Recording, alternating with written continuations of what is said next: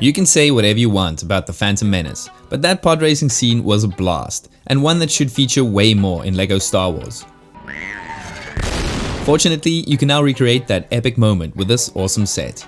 I'm Joe, and this is my review of LEGO set 75380, Mos Espa Podrace Diorama. This diorama set perfectly captures the moment where a young Anakin Skywalker is going pod to pod through Arch Canyon with his devious rival Sebulba. And this is actually our first prequel diorama, which is fitting because we're actually celebrating the 25-year anniversary of Episode 1, The Phantom Menace. It has a piece count of 718 pieces and measures over 12 centimeters high, 30 centimeters wide, and 14 centimeters deep. But first, we need to take a look at what's inside the box. Inside we get a medium-sized 136-page instruction booklet, a small sheet of 8 stickers, 2 base plates, and a stack of 6 plastic bags, along with this extra bag of goodies. And once you're done building the set, you should end up with this pile of extra bricks and a lot of these unused silver parts. Now onto the set.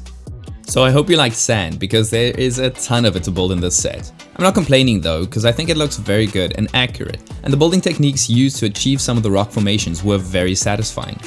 The wall at the back is covered with all these rocky sub-assemblies that you basically just stick on there, and the variety of pieces used here gives us some good texture. Of course, there's not much going on at the back, but it doesn't look too bad actually. The archway uses a lot of the same parts as the wall, with a few alternative colors thrown in to break up all the sand.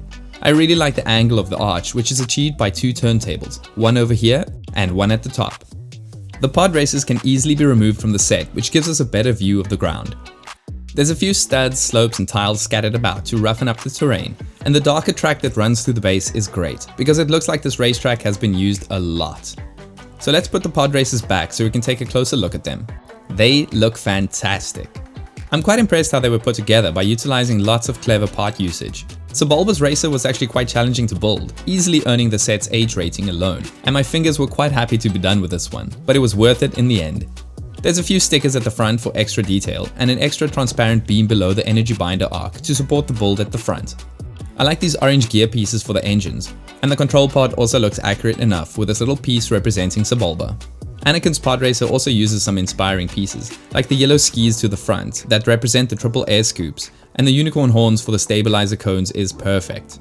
I love the way the control pod is put together, with the standout being these air scoops to the front. And we also have 2 stickers at the back to bring in that iconic pattern of this blue and yellow pod racer. Of course, this is also meant to represent Anakin Skywalker in his red suit and goggled helmet. I guess if I have to critique something, it would be the grey control cable builds, but I'm not too sure how it could have been done any better.